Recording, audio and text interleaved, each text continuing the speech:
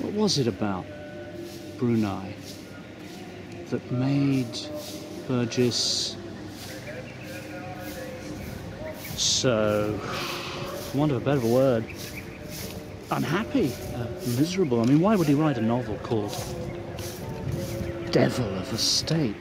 Devil, the word devil is a strong word.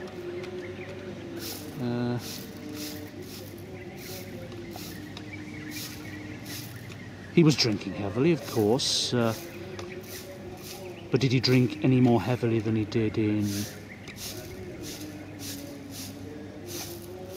in Malaya on the peninsula, or indeed later in Sussex? I doubt it. Was it Lynn's appalling behaviour and the difficulty of coping with that? Or was it the very constrained condition of living in a small settlement of this kind? I do not know.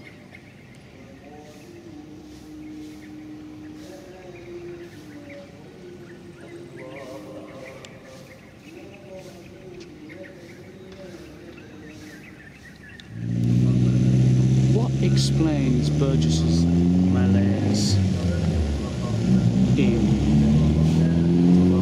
Brunei. Why did he end up having this breakdown? Why did he end up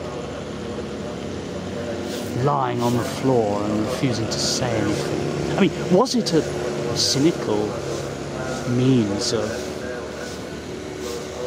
winging his way back to England? I mean, was he hoping for repatriation with all expenses paid, or what? What was it all about? He answers the question himself in Little Wilson and God. He writes, "It was an unhappy time and an unhappy place. But why? There were no terrorists in the jungle. The electricity and water fitfully functioned. And there was much to look forward to. A visit from the Duke of Edinburgh, the ceremonial opening of the mosque, a sumptuous garden party in the grounds of the Istana. The general unhappiness seemed to spring from what I can only call a sense of uncreativity, a lack of stimulus, an awareness of mediocrity at the top."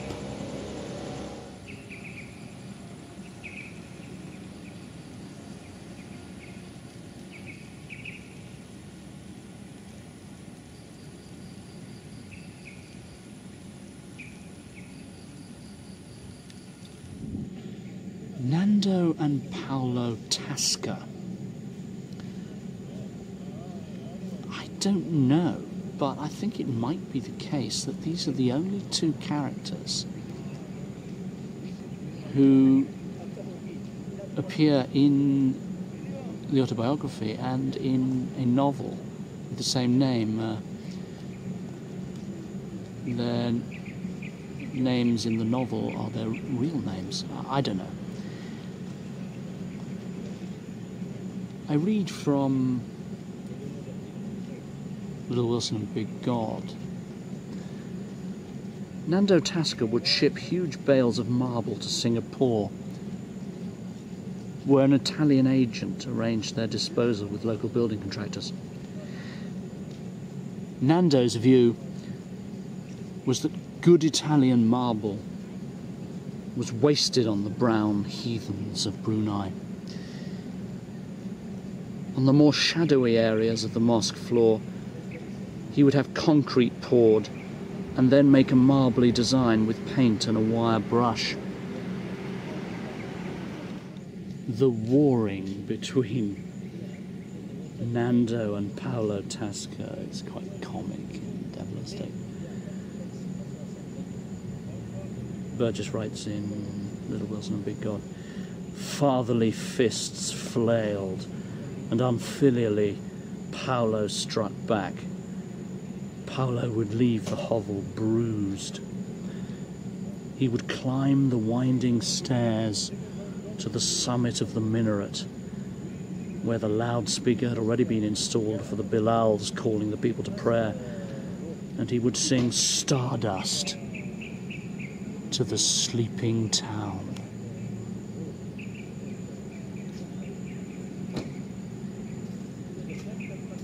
So that's where Paolo would drunkenly sing to Brunei Town.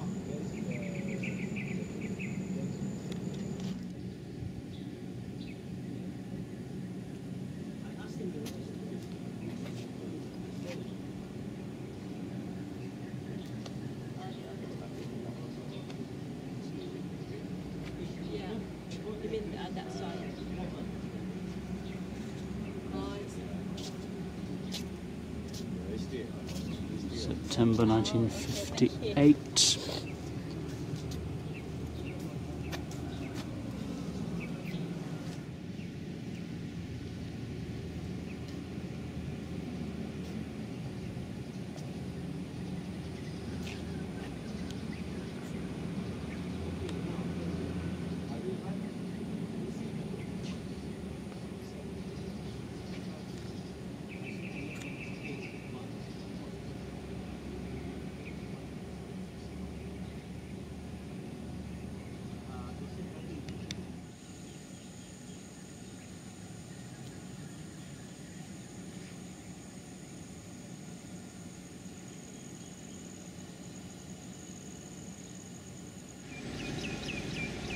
As my time in Brunei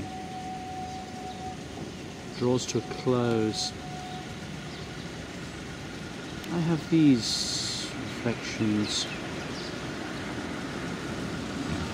Burgess considered Brunei a prison walled in by sea and jungle. Well, the prison, of course, is all in Anthony Burgess's mind. He felt confined because, in my view, he considered that he possessed a very great talent, and he had reached a certain point of no return. He felt he could no longer put up with ridiculous colonial functionaries, accommodation that he felt was incommensurate with his abilities and responsibilities, and a growing sense of his power as a novelist, and that he shouldn't really be wasting any further time as a schoolteacher.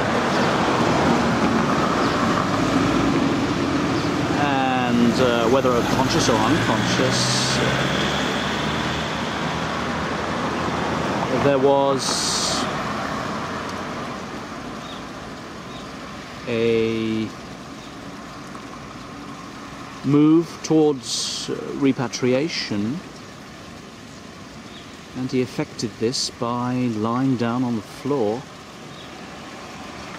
refusing to speak and waiting for things to happen. I don't think it was especially edifying, but there it is.